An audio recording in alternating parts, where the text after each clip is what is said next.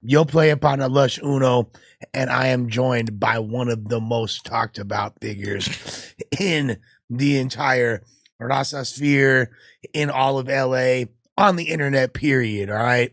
Marvelous Inc. Welcome to the platform. Thanks for having me. So, first of all, I assume, have been getting a lot of requests to do interviews and people wanting to chop it up with you recently. What made you decide, of all the places, to come sit down? Why No Jumper? So, just because this incident, I've always done a lot of interviews, bro. I've been Yeah, doing yeah, yeah, interviews yeah, for yeah. a long No. time. But this shit, for this, I always say I ain't never gonna be on No Jumper. I don't, and there's context to that. I'll bring that up later. But the reason for me being right here is because you guys are tapped into the gang world, and this has gang politics involved in it. You know what I mean? So I think it's very important. You know, because if a person with accusations like that stays quiet, you're I don't know if I could cuss on this, Yeah, you could but you're a cuss. bitch. Yeah. You know, you're a bitch if you can hide and don't say shit, then you are guilty of that shit. You know what I mean? And I'm facing this right here, homie. I'm right here. And I respect that. I respect that. You know what I mean? Walking into the fire, a lot of people would not want to address those conversations or would want to control those conversations. But Right. you going over here, knowing that we're gonna ask the difficult questions and all that, like, I respect it. And not only that, I'm walking into whoever you have here. You got all kinds of gang members here. Yeah. I could give a homie. I'm by myself. You know, I don't need 50 people to come with me or 100 people to come with me deep, bro. Like I told you on the phone, I'm here by myself, and I walk in by myself. I don't know who's in here. You know what I mean? You did pull up Dolo. You did pull up solo Dolo. So whatever any audience wants to ask me, or any innuendos or narratives that they want to ask or you want to ask, I'm an open book. You go ahead and you ask whatever you want. Well, let's get into your history for those, just to properly contextualize you as a person. Right. Born and raised in East Los. Correct. Okay. What was childhood like over there in the East Side? It was hectic. It was a life of you know, growing up with my dad in prison, in and out of prison. My mom died when she was younger. Domestic violence, drug abuse, drug addiction, gang, and that's about it. Like, the same shit. A lot of homies grow up. You know? How old were you when you were became aware of the presence of gangs? Because, you know, that's one of the most, like, there's more gangs per capita in the East Los than damn near any part of the world. Like, it's in my family. So Okay. I grew up, you know, watching older cousins be from neighborhoods and that. Me getting involved at a young age and not knowing what I was doing. You know, I was little. I was only 10 years old, 1992 on my birthday. Yeah. You know, so I didn't really comprehend the situation I was getting myself in at that time, because we had the green light and we were going at it with the mob. Right. You know, so yeah. I'm a kid going at it with grown ass men your age right now, my age right now. Mhm. You know, I don't know how old you are. I'm 43. We're the same age. Okay. We're 43. Yeah, well, see, Yeah. there you go. Yeah.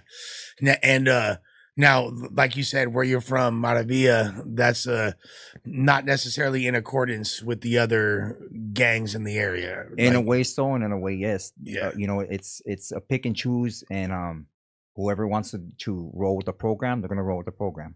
Whoever doesn't, just doesn't. Did that kind of, like, do you feel like that, being from that section, there was like more of a target on you growing up? Me growing up like that as a kid, I've always gone at it with the world, you know, because every neighborhood was my enemy. Everywhere I went, I knew they were gonna be my enemy. You know, there's homies that didn't want to go to the mall because a certain barrio kicked it there, or they don't want to catch the bus because it goes through that barrio. Like, who gives a f, homie? Like, who cares? Yeah. If it's your time to go, then it's your time to go. Point blank. That's what my dad and my grandfather taught me. And hey, if it's gonna happen, it's gonna happen regardless. There's nothing you can do to stop it. Nothing I can do to stop it. So gangbanging was generational. You were born into it. You know what I mean? Did you wind up going to the halls? Did you get in trouble as a kid? Yeah, I went to juvenile hall, went to county. Okay. You know? But yeah, I mean, it's the same. A lot of kids go through that, you know, making poor decisions, poor choices.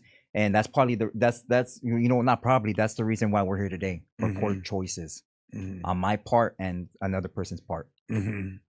Well, yeah, no, we're gonna get into all of that. I just kind of wanted to give you a chance to show who you are as a person, as a man before all that. Correct. Because Correct. before this incident happened, there's 39 years of history, right? Correct. So Correct. you know what I mean. Correct. And at what point did the tattooing become a thing for you? Man, when I was like 16, probably, I made a machine. My uncle was a well-known artist, Pájaro from Maravilla, and he taught me, how to pick tattoos. It was all picking tattoos, like dots, homie, dot work, and it was all cultura. Straight stick and poke. Yeah, it was no name, no shit like that. It was all cultura and what things meant, and if you were spoken for to get that. Okay. That was, so you have to earn your tattoos. You have to earn your tattoos, no matter what. You can't go to a shop and pick out something off the wall and say that somebody vouched for you. No, you have to be spoken for. What do you think about when you see people that have get the 3 dots tattoos? It's ridiculous. And they have no clue what it means. It's ridiculous, homie. It's ridiculous. They have no clue what a crazy life is. Yeah. They're at home taking selfies, throwing up gang signs, and they ain't out here in the street. They don't have ops or real ops. They're talking just people that, are online that's making them their ego boost up and making them feel more like a man by talking on the phone, or bumping their gums on the phone. They're not out here in real life doing like that. Now, you being this age, I always find it interesting to talk to people that are your age, our age, that grew up in the East Side, because you were there when American Me was being made. Yeah. So what are and obviously there's a lot of controversy behind that movie. Right. A lot of people wind up getting, smoked as a result of it and all kinds. What was it like being a kid in the East Side when American Me was being made? That movie damaged our people. That movie damaged our people because in a way they thought they were doing something good by showing kids the violence of gangs like that and what favoritism in politics and all this and that. But at the end of the day, it pumped up a lot of our generation to be like, damn, I want to have a name like that. I want to be, or I can make it out, or I could be somebody, or I could have a crew or whatever. It pumped a lot of us up, to be straight out. 100%. And that's what we did. We went out and we made a name for ourselves. I never had a bad name, homie. I never had nothing until I got on YouTube. And then all these little people that were jail, even people from the barrio, from my neighborhood, because I became a face of my neighborhood. So they wanted to tell the story. Oh, no. Oh, well, he probably hasn't been. I'm older than him. We all been through the same thing. Yeah. It's a cycle. It's a repetitive cycle, homie. I'm going through it. My kids are going through it. My dad went through it. My grandpa went through it.